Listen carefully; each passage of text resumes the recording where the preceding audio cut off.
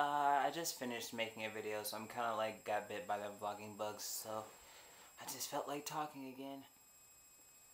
Well, as you guys know, I'm unemployed again, and I'm not sad about it. Well, I was sad about it when I first lost my job. I had spent a good chunk of my time, you know, just under the covers. I wasn't crying, but I was just like, I don't know, just sleeping, moping around, just not really talking to anybody. Right now I'm kind of better.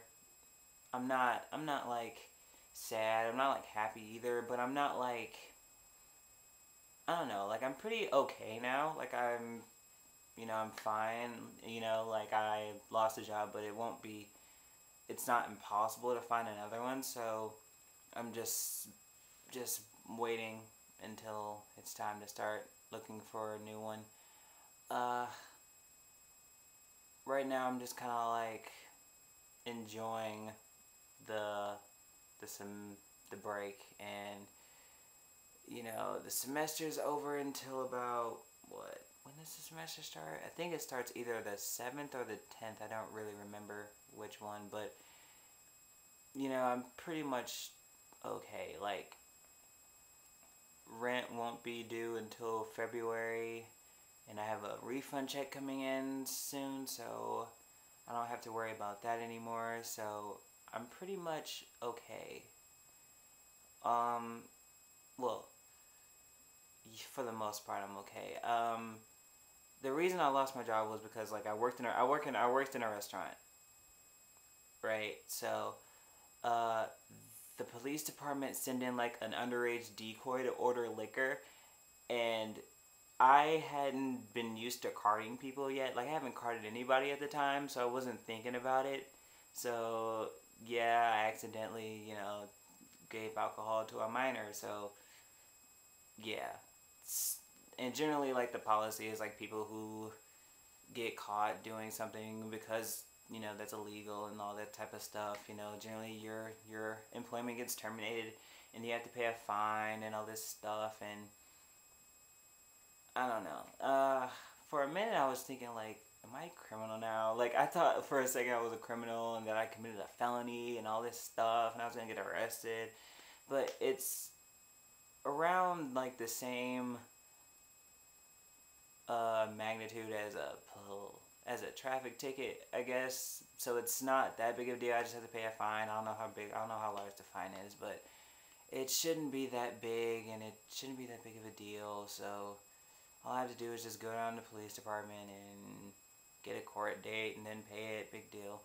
It's not that big of a deal. I don't know. Nah. In other news, my aunt got me a journal for Christmas, and I've been writing in it I've been writing in it every day, actually. I've been wanting a journal for a very long time because I love to write, so I've been wanting to have a journal for a really long time, and she got me one for Christmas, and it's just a great way for me to write down my feelings and just be honest and not have to feel like I have to hold anything back or withhold anything. It's just a good way for me to just, I don't know, in a way it's kind of like therapy, just where you're just examining and expressing your feelings, and I don't know, it's good to have it. Let me show you what I got for myself for Christmas. If anybody remembers, I really like to watch indie movies, and I haven't owned any like real like indie movies for myself lately. I have a few, but they're few and far between, and they're really hard to find. So I just went ahead back when I had the money and just bought them all online. And if anybody remembers, I talked about this in a video, the movie Elephant, and I did a lot of research on it, and I found out that Elephant was one of this series by the guy who made it, Gus Van Sant, and he made these other movies. All the movies depict death in some way or another, so I just went and got the rest that he made. There's Jerry. I watched Jerry. It's not, out of like his death movies, this is pretty much like my least favorite. It's not a bad movie, it's just, I don't know, like, Gus Van Sant movies are very slow paced, but that one I actually felt the slow pace. It was really like, it was just, I don't know. It's not a movie that I'm gonna be watching over and over again. One movie that I will be watching over and over again is this one, Last Days. It's inspired by, as you can clearly see, it's inspired by the last days of Kurt Cobain. It's not Kurt Cobain verbatim. It's about this troubled musician named Blake, and he looks just like Kurt Cobain. It's like really freaky, but I think it's like he's like a fugitive from the record company, and he refuses to go on tour and all this sort of stuff. But it's a really good movie. I think everybody should go out and watch that one. And another thing that I'm obsessed with are Joseph Gordon-Levitt movies. Like, I got Break, and I have Mysterious Skin. I don't know where that is, but that's another one of my favorite movies. And I also have Manic. I bought this online and it doesn't have a cover, of course, but here's what the disc looks like. And out of these two, I think, I don't know, they're both really different movies. Brick is more of like a mystery sort of thing, and Manic is about this not insane asylum, I don't know what you call it, mental hospital. There we go, like a mental hospital, and they're all teenagers. It's a, oh god, that's a really good movie. I think everybody needs to watch. So everybody needs to watch Manic, and everybody needs to watch Last Days. Everybody needs to watch Elephant if you haven't seen that one already, and other movies that I got for myself. I just went crazy and and bought myself a whole bunch of movies. I have Lester. I don't think anybody's seen that movie. Like, nobody that I know have seen that movie. It's a good, refreshing take on the gay romantic comedy. The thing about Lester is that despite the fact that it's a very refreshing movie and the fact that it's very, what's the word, liberal, open-minded with the way the plot was written, the acting is a little blah. Like, the acting could have been a lot better, and I think the movie would have been a whole lot better if it had been made in like 1994 as opposed to 2001.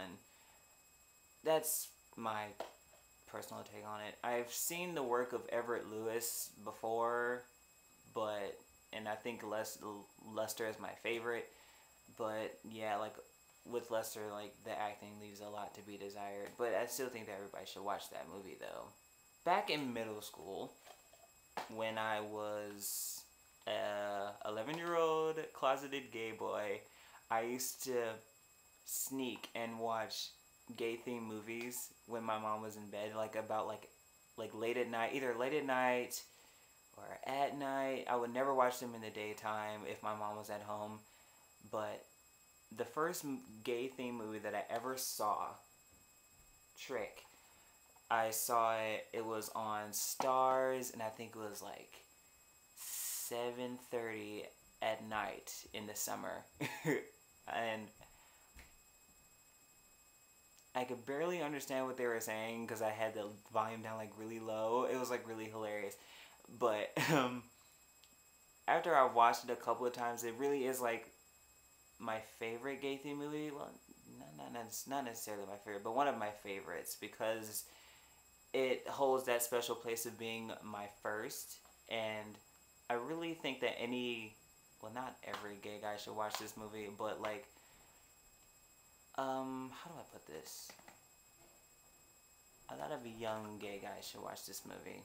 I'm very picky when it comes to gay themed movies, as you guys probably know. A lot of them are very contrived and like they're contrived, stereotypical, not overreaching, not far-reaching. They don't really, I think they just kind of like scrape the surface of what a good film could be. I'm not going to say any names, that's just, yeah, that would be wrong, but yeah. Another movie that I picked up. I think this is like the last of the movies that I bought for myself was Joe the King. I should not have watched this movie when I was 12 years old. It's not a gay thing movie. It's a movie about this young boy who basically lives in a terrible neighborhood in a very broken family, and he's kind of on the wrong road as opposed to behavior. It's not a happy movie at all, and that's good for me. I don't really like movies that are overtly lighthearted and happy, but I think if you're trying to find a movie that has lots of great acting and a well thought out plot, and it's not the cookie cutter commercial film sort of plot thing, and also if you don't cry a lot with movies, because this movie will probably make you cry, you should probably watch it. So that's all I wanted to talk about for right now. I'll talk to you guys later. See ya.